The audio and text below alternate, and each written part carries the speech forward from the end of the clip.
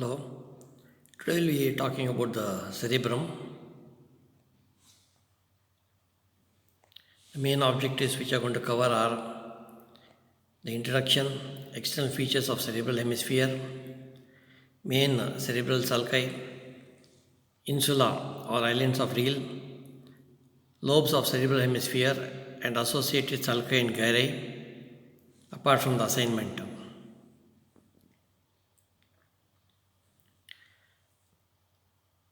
So this cerebrum is the largest part of the human brain.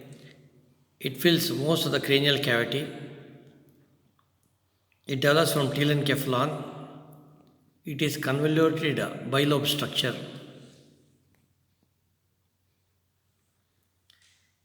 Each half is called a cerebral hemisphere. Both the hemispheres are connected medially by the corpus callosum. This corpus callosum is a large mass of commissural white fibers. Both the medial surface of the cerebral hemispheres are separated by the falx cerebri, which overhangs this corpus callosum.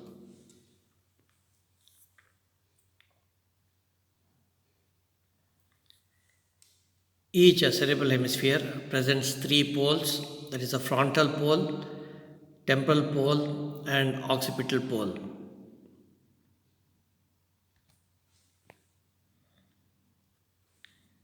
It has three surfaces, that is the superolateral surface, medial surface and inferior surface.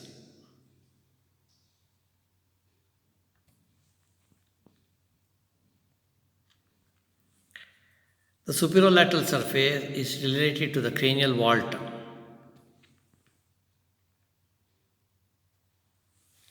The medial surface, it presents a thick C-shaped cut surface called as a corpus callosum.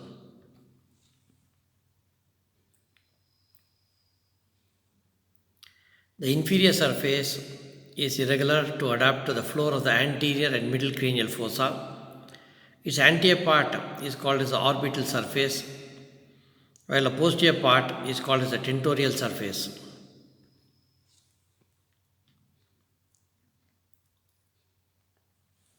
It contains 6 borders: the superomedial border, superociliary border, inferolateral border, medial orbital border, inferomedial or hippocampal border, and medial occipital border. So coming to the superomedial border, this border separates the superolateral surface from the medial surface.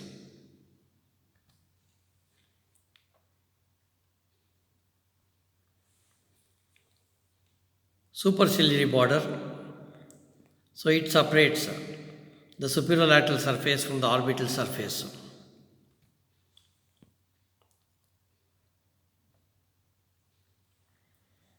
Inferolateral border, so this separates the superolateral surface from the tentorial surface. Posteriorly, it presents a notch called as pre-occipital notch.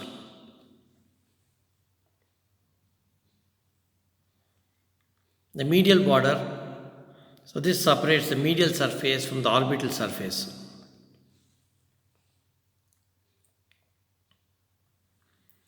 Inferomedial hippocampal border, it surrounds the cerebral peduncle formed by the medial aspect of the uncus and parahippocampal gyrus.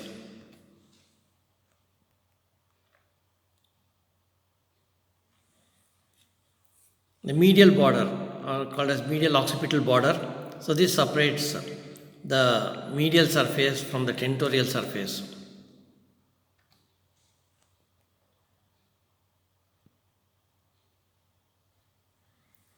So when you see the external surface of the brain, so it is basically present within the rigid cranial cavity. So this contains outer grey matter and inner white matter.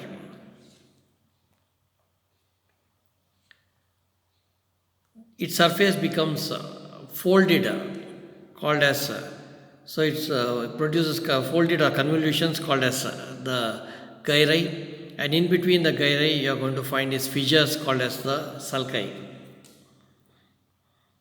Hence, the surface of the grey matter of the cerebral cortex is very extensive in man.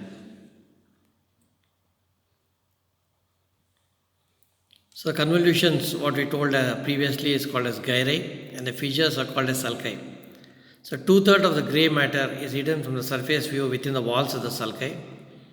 There is a great deal of variation of the sulci and gyri in different individuals.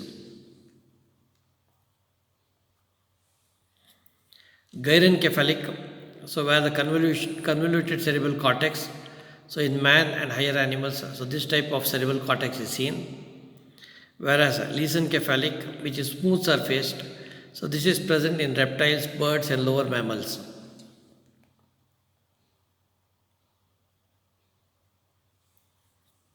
Main cerebral sulci, which are constantly or it is present, mainly we can see them are the lateral sulcus, the central sulcus, parieto-occipital sulcus and the calcarine sulcus. So these are present in most of the cerebral hemispheres. We can see the lateral sulcus, the central sulcus, parieto-occipital sulcus and the calcarine sulcus. So now we'll take up each one of these.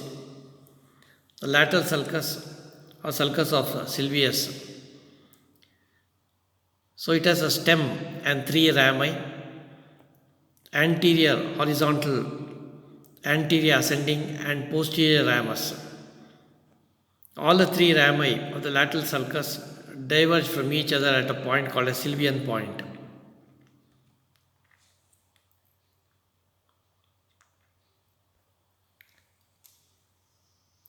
The central sulcus or central sulcus of Rolando. It begins at the superomedial border of the cerebral hemisphere, about 1 centimeter behind the midpoint between the frontal and occipital poles. It descends and ends just above the posterior ramus of the lateral sulcus.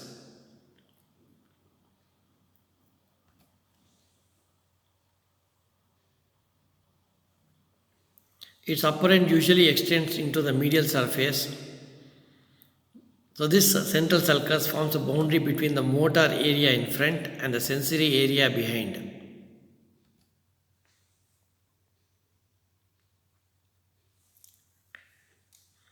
The calcarine sulcus. It is present on the medial surface of the cerebral hemisphere. It begins as a deep fissure below the posterior end of the splenium of corpus callosum.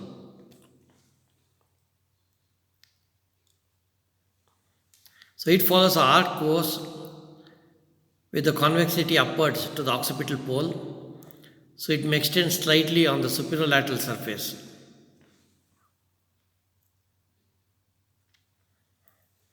The parieto-occipital sulcus is present on the medial surface of the cerebral hemisphere.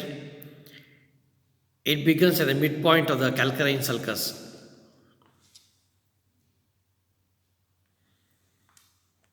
It courses upwards and backwards to cut the superomedial border of the hemisphere of the occipital pole. So it may extend slightly onto the superolateral surface.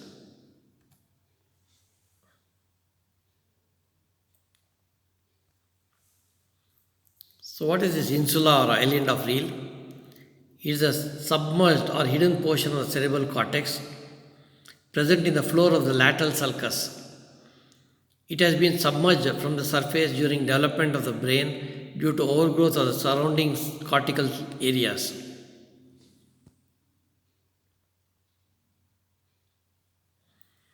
This is visualized only when the lips of the lateral sulcus are widely pulled apart. It is triangular in shape and surrounded all around by a circular sulcus.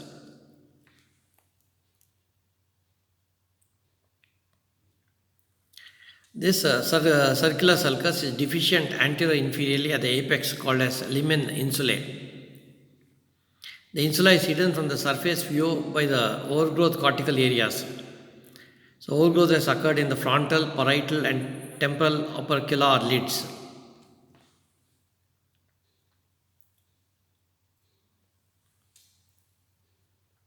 So, coming to the lobes of the cerebral hemisphere, so you should know about these three lines. So, these are important in dividing this particular cerebral hemispheres into the various lobes: the central sulcus, the stem of the lateral sulcus, and its continuity to join the third point.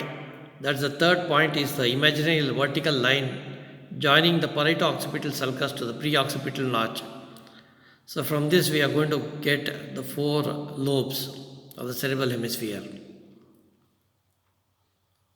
Again we shall try to recapitulate the central sulcus and the stem of the lateral sulcus and its continuity to join the third point, which is the point, an imaginary vertical line joining the parieto-occipital sulcus to the pre-occipital notch. So by this we get the following lobes. There is the frontal lobe, parietal lobe, temporal lobe, and the occipital lobe. So coming to the frontal lobe, it lies anterior to the central sulcus and superior to the lateral sulcus.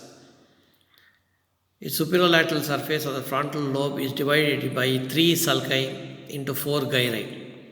So we have the precentral sulcus and gyrus, superior and inferior frontal sulci, which divides it into the superior, middle, and inferior frontal gyri.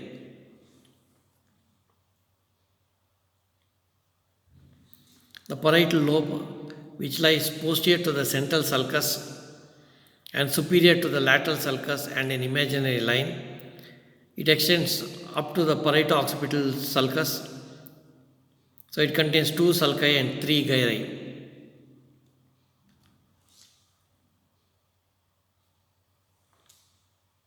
Temporal pole, so it is inferior to the lateral sulcus. So it contains two sulci and three gyri. Occipital pole, a small area behind the imaginary line connecting the parieto-occipital sulcus with the pre-occipital notch. So in coming to each lobes, that is the frontal lobe. So we have the precentral sulcus. So it is parallel and little anterior to the central sulcus. The area between the central sulcus and the precentral sulcus is called as precentral gyrus.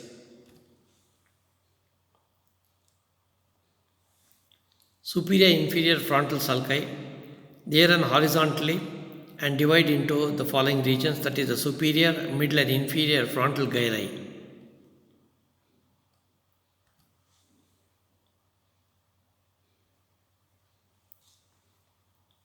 The stem of the lateral sulcus has the anterior and ascending rami, which divide the frontal gyrus into three parts, that is the pars orbitalis, pars triangularis, and pars opercularis.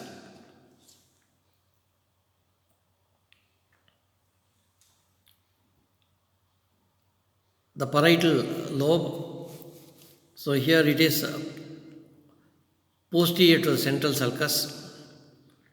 We have the postcentral sulcus, which runs behind and parallel to the central sulcus. The area between them is called as the postcentral gyrus. So apart from this sulcus, we have the interparietal sulcus. This divides the parietal lobe into superior and inferior parietal lobules. The inferior parietal lobule surrounds the posterior ramus of the lateral sulcus called a supramarginal sulcus. Similarly, the part surrounding the superior temporal sulcus is called as angular gyrus, and the part surrounding the inferior temporal sulcus is called as arcus temporo-occipitalis.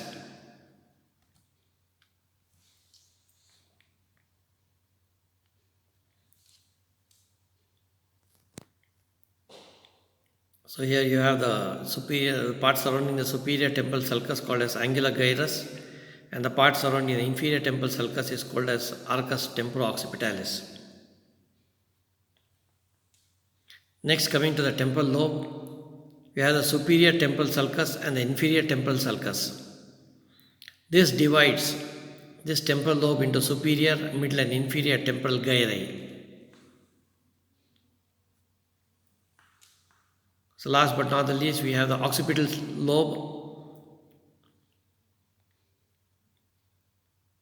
So you have the lateral occipital sulcus. This divides the lobe into superior and inferior occipital gyrus. A lunate sulcus, which is C-shaped with its with the forward convexity. So it is in front of the occipital pole. So one more sulcus we have, the transverse occipital sulcus, which runs downwards from the uppermost part of the occipital lobe. It extends from the superior medial border of the hemisphere a little behind the parieto-occipital sulcus. So with this we have completed the lobes and the sulci and gyrae on the superolateral surface. Next we have the sulci and gyrae on the medial surface of the cerebral hemisphere. The cingulate sulcus.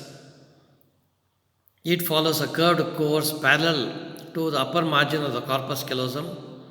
It extends from below the genu of the up to the superior medial border a little behind the upper end of the central sulcus. The area between the corpus callosum as well as the cingulate sulcus is called as the cingulate gyrus.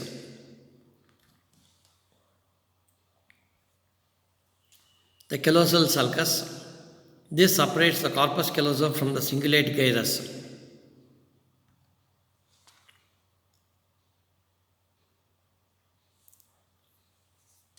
The calcarine sulcus.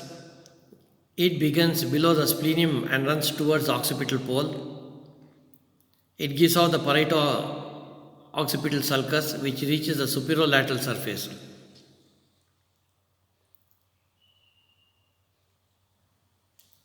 The quadrangular area between the parieto-occipital sulcus and the paracentral lobule is called as precuneus.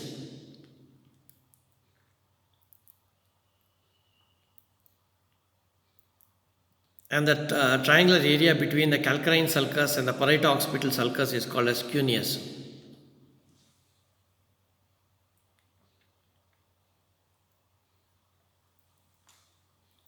Suprasplenial sulcus is another sulcus which separates the precuneus from the cingulate gyrus. So with this we have completed the sulci gyrae on the medial surface of the cerebral hemisphere. Next we are seeing the sulci and gyrae on the tentorial surface of the cerebral hemisphere. So anteriorly we have the olfactory sulcus, which lodges the olfactory bulb and tract.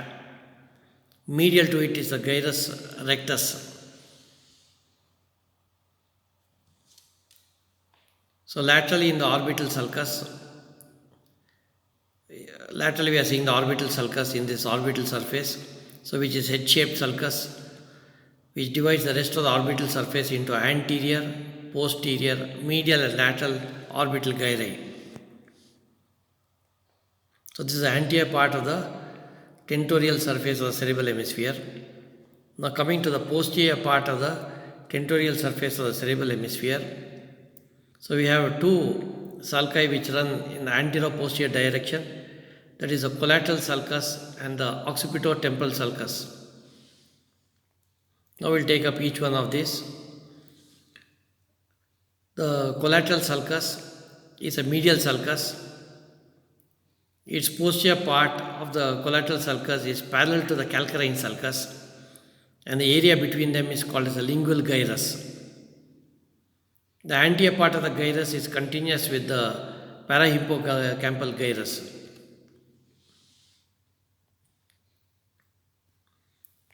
This is limited laterally by the renial sulcus. A hook-like anterior end of the parahippocampal gyrus is called as the uncus. Next, coming to the occipito-temporal sulcus, which is a lateral sulcus. It divides the rest of the surface into medial and lateral occipito-temporal gyrus.